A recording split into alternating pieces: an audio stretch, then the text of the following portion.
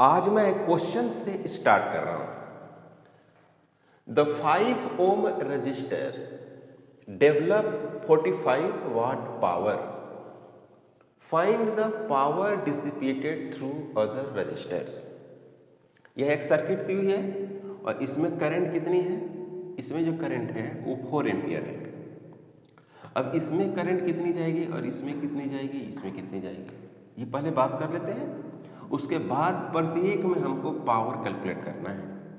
जबकि इसका पावर दिया हुआ है 5 ओम में पावर दिया हुआ है, तो इस P5 इजिकल टू दिया हुआ है 45, है ना, 45 वाट दिया हुआ है। तो P बराबर एक फार्मूला होता है I square into R. P बराबर I स्क्वायर इंटू आर होता है, ठीक है ना। तो I का पहले वैल्यू हम कैलकुलेट करते हैं। तो यहाँ पर लिखते हैं क्या, 5 P5। तो P5 कितना दिया हुआ है 45। I स्क्वायर कैलकुलेट करना है, इसका नाम I1 दे देते हैं। इसमें करंट जो है इसमें दे देते हैं I1, इधर क्या देते हैं, इधर I2 दे देते हैं करंट इधर, और इधर जो करंट है वो क्या है I। तो I तो 4 एम्पियर दिया हुआ है, तो इसमें कैलकुलेट किया जा सकता है। इसमें क्या कितना वैल्यू होगा ये पहले हम लोग कैलकुलेट कर लेते हैं। तो यहाँ पे जो वैल्यूज है, यहाँ पर आप P5, तो P5 हो गया I स्क्वायर आर, तो 45 इजिकल टू I1 का स्क्वायर और R कितना हो गया 5। इसको कटेंगे तो कितना हो जाएगा 9 हो जाएगा। ओके, तो I1 का स्क्वायर इजिकल टू आ गया आपको 9, तो I1 इजिकल टू आ गया 3 एम्पियर। तो इधर जो करंट है वो कितना आ गया 3 एम्पियर, यानी I1 का वैल्यू हो गया 3 एम्पियर। इधर कितना है 4 एम्पियर, तो इधर कितना जा रहा होगा 9। I2 का जो वैल्यू हो जाएगा कितना हो जाएगा 1 एम्पियर। I का वैल्यू कितना है 4 एम्पियर। अब 3 एम्पियर और 1 एम्पियर जोड़ेंगे तो कितना आएगा आपको 4 एम्पियर आ जाएगा। तो इसको आप लिख सकते हैं I2 इजिकल टू 1 एम्पियर। तो प्रत्येक में अगर आप पावर की बात करते हैं तो पहले तो इसमें पावर तो दिया हुआ है, P जो 5 है वो दिया हुआ है 45 वाट। P2 में कितना होगा I का स्क्वायर इंटू आर, तो I कितना है 4 है, 4 का स्क्वायर इंटू 2 16 यानी 32 वाट। ये एक आंसर हो गया। अब P अगर इसमें हम बात करें P6 में, तो P6 का मतलब हो गया यहाँ पर I2 स्क्वायर इंटू आर। तो I2 स्क्वायर, I2 का वैल्यू कितनी है 1 का स्क्वायर इंटू 6, तो ये हो गया आपको 6 वाट। फिर ये हो गया आंसर। उसी तरह से P हो गया आपको 9, P9 हो गया, क्या हो गया, तो I2 का स्क्वायर इंटू आर, तो 1 का स्क्वायर इंटू 9, तो ये हो गया आपको 9 वाट। ये हो गई आंसर। क्लियर है। तो इसमें आ गई इसमें तो पहले से दिया हुआ था 45 वाट, इसमें आ गई 32 वाट, और इसमें आ गई 6 वाट, इसमें आ गई 9 वाट। तो इस तरह से हम लोग क्वेश्चन को सोल्व करते हैं। क्लियर। ग्लोइंग ऑफ बल्ब्स, इसमें हम लोग ये पता करेंगे कि सीरीज या पैरेलल कैसे कॉम्बिनेशन करेंगे तो बल्ब ज़्यादा ग्लो करेगा, इस तरह की बातें।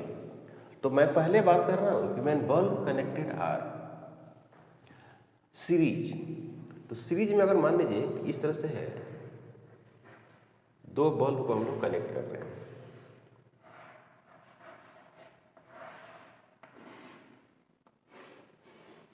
और ये आपको इस तरह से सोर्स का वोल्टेज होगा, वोल्टेज सोर्स होगा, इस तरह से करंट सप्लाई है ना, इस तरह से। ये है आपको B2 बल्ब है, इसका रेटिंग है B2 और V2। इसका बल्ब है P1 और V1, इस तरह से रेटिंग है बल्ब का। इसको एक लाइन और अगर लिखना चाहेंगे तो कुछ ऐसे लिख सकते हैं, इसका रेजिस्टेंस हो जाएगा R1, इस बल्ब का रेजिस्टेंस हो जाएगी R2। इस बल्ब को ऐसे भी लिख सकते हैं, ऐसे V सोर्स, और करंट इस तरह से करंट का फ्लो है ना, ऐसे ये करंट की फ्लो इस तरह से जा रही है करंट, ऐसे। ओके, अब इसमें हमको इसको रेजिस्टेंस के जैसा हम दिखा सकते हैं, इसको रेजिस्टेंस की तरह, इसको भी मैंने रेजिस्टेंस की तरह दिखा दिया। ओके, अब पहला में हमें हीट की बात है, फर्स्ट बल्ब की बात करें तो delta H1 equal to I square R1 into delta T, और delta H2 equal to I square R2 into delta T, ये मैंने लिख दिया। ओके, अब एक इस बल्ब का क्या दिया हुआ है, पावर और वोल्टेज दिया हुआ है, पावर और वोल्टेज दिया हुआ है। तो P इजिकल टू जो होता है वो होता है V स्क्वायर बटे R। तो ये पहला बल्ब के लिए मैंने लिख दिया। ओके, और वोल्टेज इसका है ना, वोल्टेज यानी V2 है, तो इसको लिख सकते हैं क्या, यहाँ V1, और इसी तरह से लिख सकते हैं क्या, P2 इजिकल टू V2 का स्क्वायर डिवाइडेड बटे कितना, R2। ओके, तो ये फर्स्ट इक्वेशन है और ये सेकेंड इक्वेशन है। इसको अगर हम डिवाइड कर दें, डेल्टा H1 डिवाइडेड बटे क्या, डेल्टा H2 डिवाइड करते हैं तो क्या मिलेगा, डेल्टा H1 तो I square cancel, delta T और डेल्टा T कैंसिल, तो मिलेगा क्या, R1 बटे R2, R1 डिवाइडेड बटे R2। अब ये डेल्टा H1 जो है और डेल्टा H2, डेल्टा H1 और डेल्टा H2, ये P1 है, तो R1 की जगह पर क्या लिखेंगे, V1 का स्क्वायर बटे P1 लिख सकते हैं, यानी यहाँ पर लिख सकते हैं V1 का स्क्वायर डिवाइडेड बटे कितना, P1, यहाँ पर लिखेंगे क्या, V2 का स्क्वायर डिवाइडेड बटे कितना, P2। तो यहाँ पर हो जाएगा डेल्टा H1 डिवाइडेड बटे क्या, डेल्टा H2 इजिकल टू क्या हो गया, P2 डिवाइडेड बटे P1 इंटू V1 डिवाइडेड बटे V2 इसका स्क्वायर। देखिए तो ये सही लिखा हुआ, ये बिल्कुल सही है। मैंने यहाँ से R1 R2 का वैल्यू यहाँ पर पुट कर दिया P के टर्म में, P और V के टर्म में, चूंकि बल्ब का क्या रहेगा, पावर रहेगा और उसका रेटिंग वोल्टेज रहेगी, तो मैंने इसके कन्वर्ट कर दिया। अब मैं बात कर रहा हूँ क्या कि इफ, मान लीजिए if V1 equal to V2 equal to कितना है, V, मान लेते हैं कि V1 इजिकल टू V, मैंने सेम वोल्टेज का रेटिंग है, तो सेम वोल्टेज का रेटिंग होगा तो आपको कुछ ऐसा दिखने को मिलेगा। मतलब कहने का मतलब ये हुआ कि ऐसा होगा, डेल्टा H1 बटे delta H2 equal to P2 divided बटे P1। इससे क्या पता चल रहा है, इससे मालूम ये पड़ रहा है कि जो डेल्टा H है वो इन्वर्सली प्रोपोर्शनल क्या है, पावर है। तो जिसका जितने ही ज़्यादा वाट का बल्ब होगा वो उतना ही क्या करेगा, हीट डिसिपेट कम करेगा, यानी heat dissipated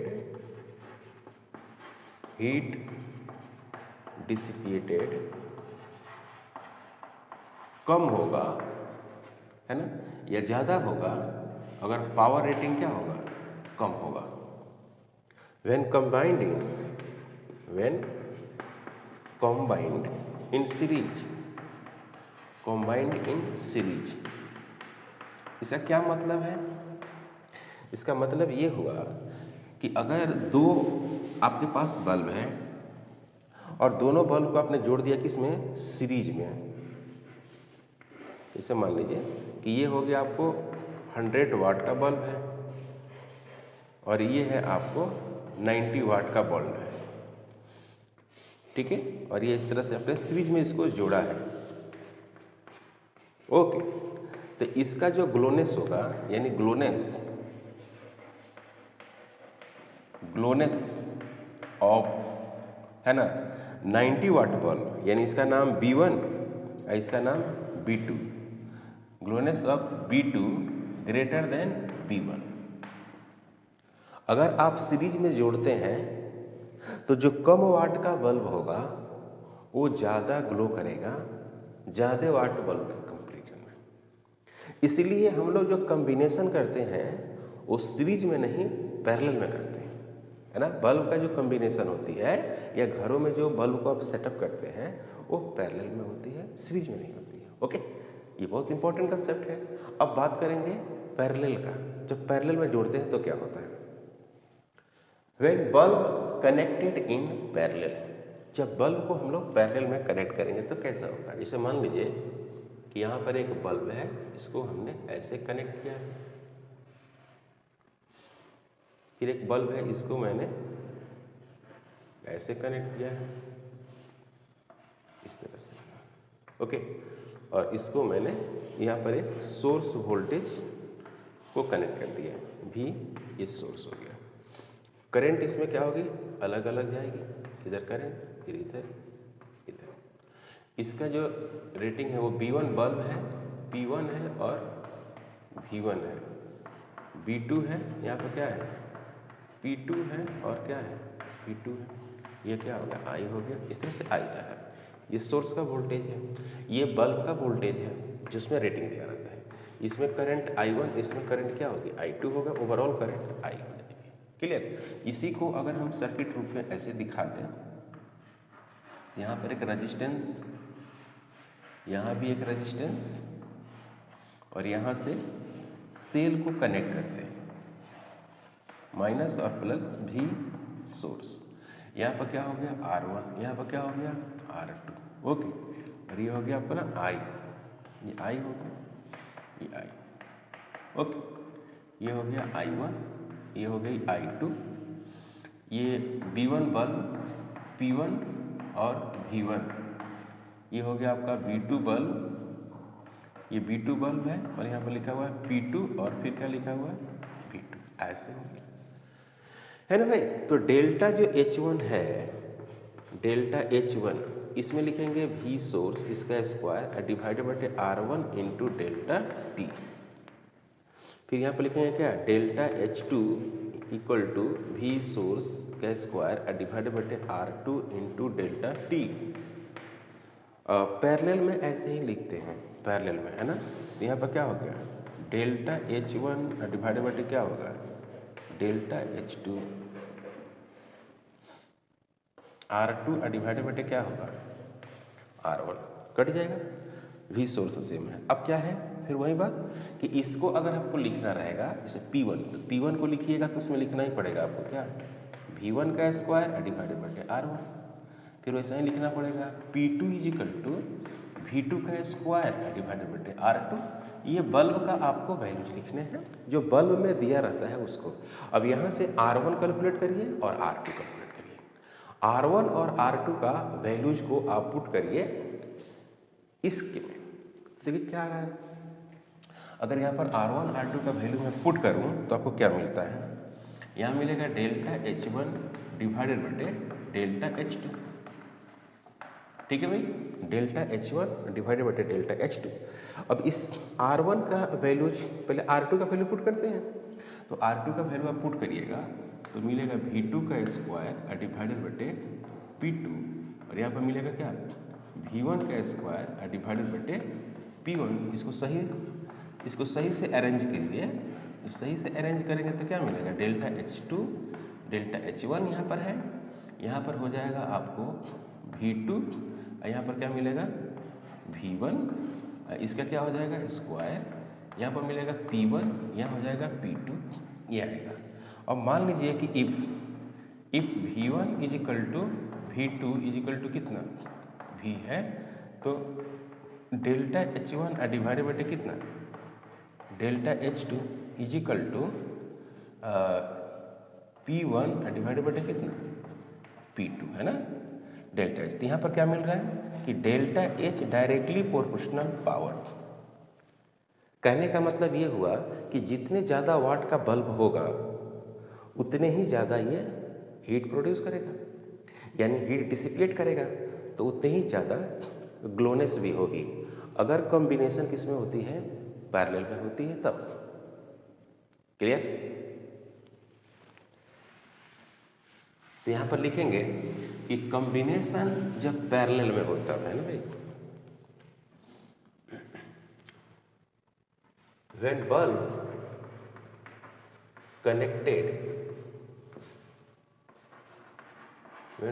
connected in parallel,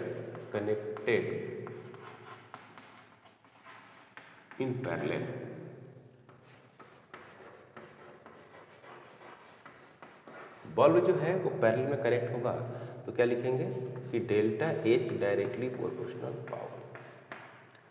heat dissipate जो है, heat dissipated maximum, heat dissipated maximum होगी, कब होगी?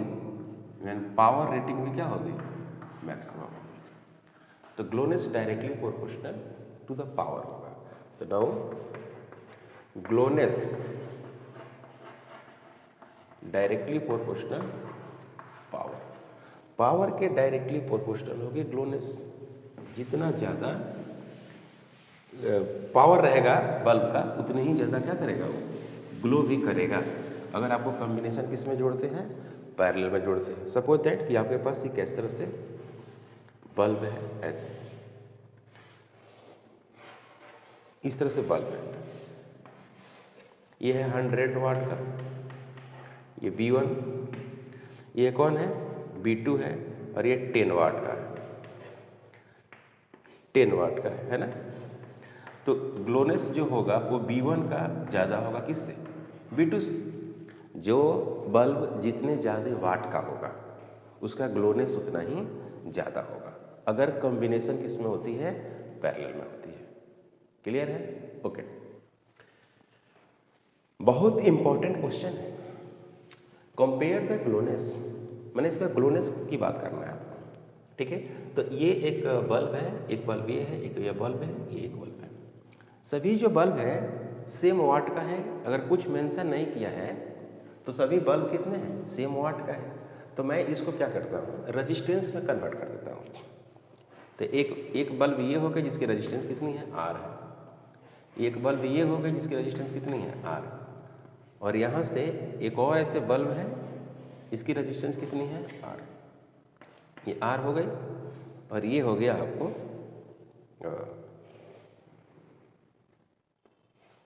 इस तरह से,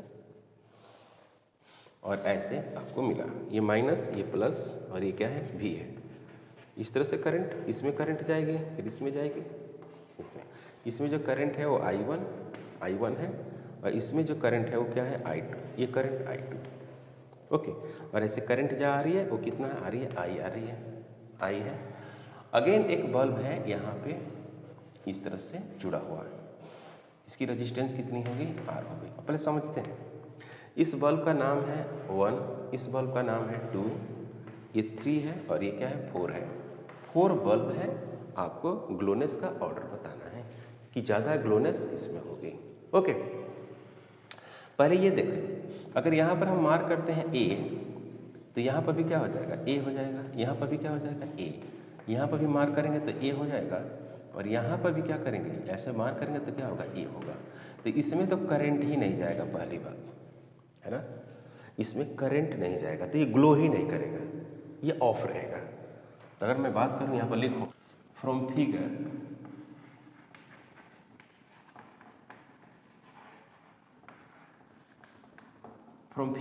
अगर मैं बात करूँ फिगर से तो क्या होगी?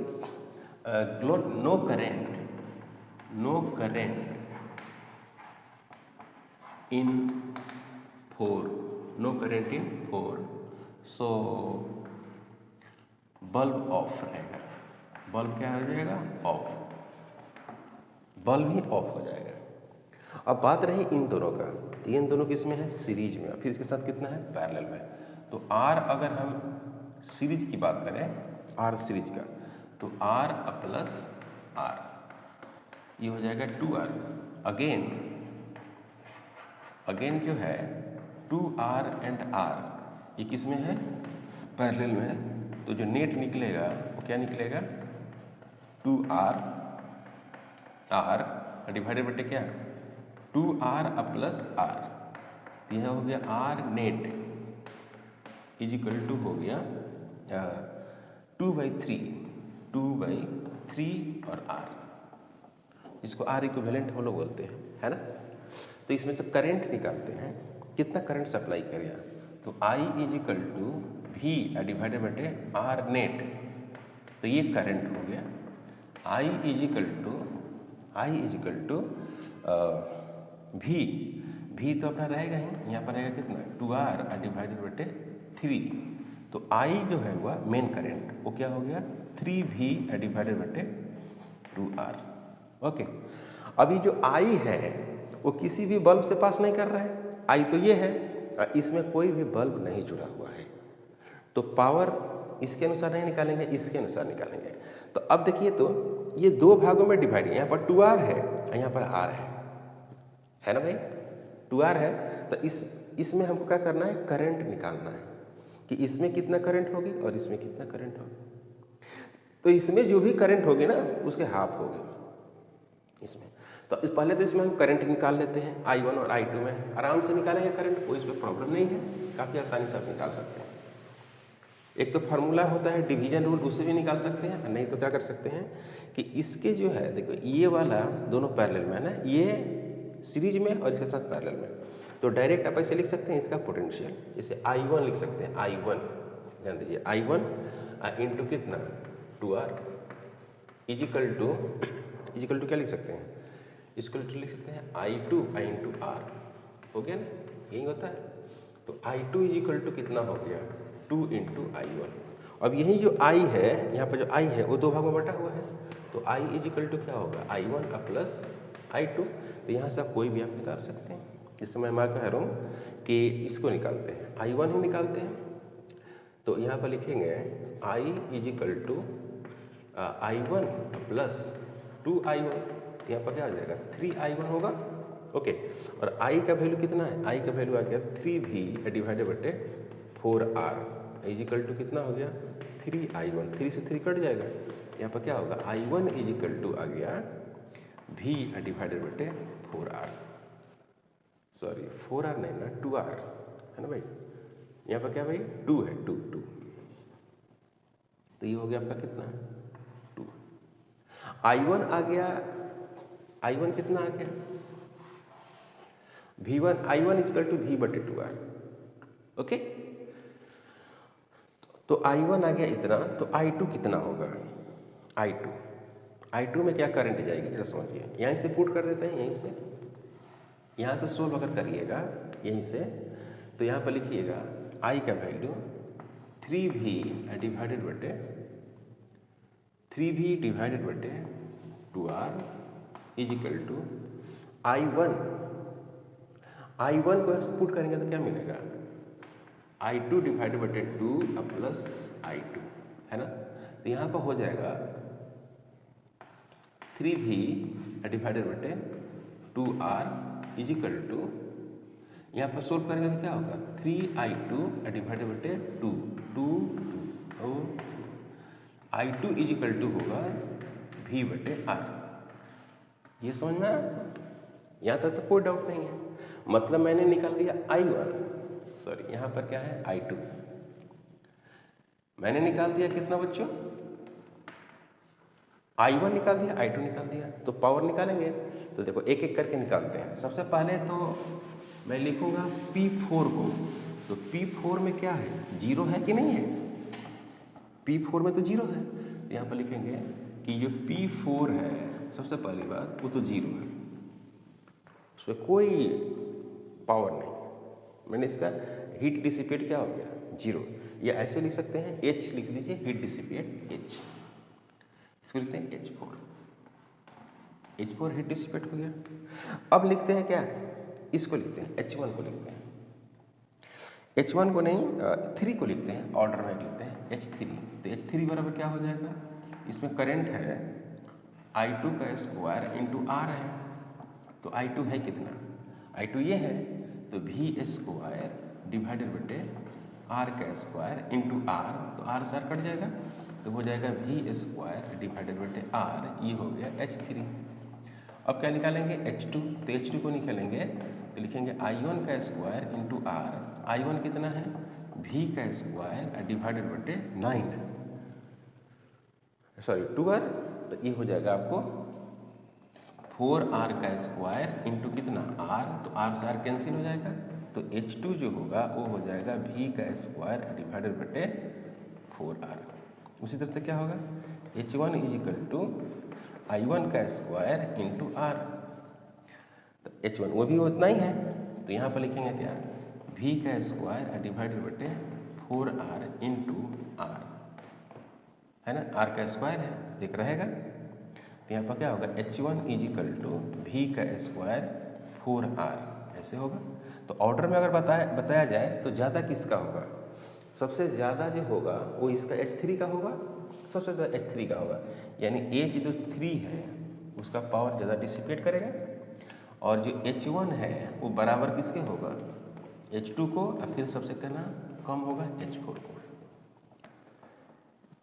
H3 ग्रेटर देन H1 बराबर H2, ग्रेटर देन क्या है H4 है, तो इस तरह से ऑर्डर होगा हिस्ट्री। तो सबसे ज़्यादा ये बल्ब ग्लो करेगा, है ना, उसके बाद ये दोनों सेम करेंगे, इससे कम, और ये तो ऑफ रहेगा। क्लियर, कोई डाउट नहीं। तो नेक्स्ट क्लास में हम लोग पढ़ेंगे combination of bulb, series and parallel, और उसी में पढ़ेंगे फ्यूज ऑफ बल्ब, कोई बल्ब कैसे फ्यूज होता है। ओके, अगर आप हमारे चैनल पर नए हैं प्लीज़ सब्सक्राइब करें, शेयर करें। Thank you.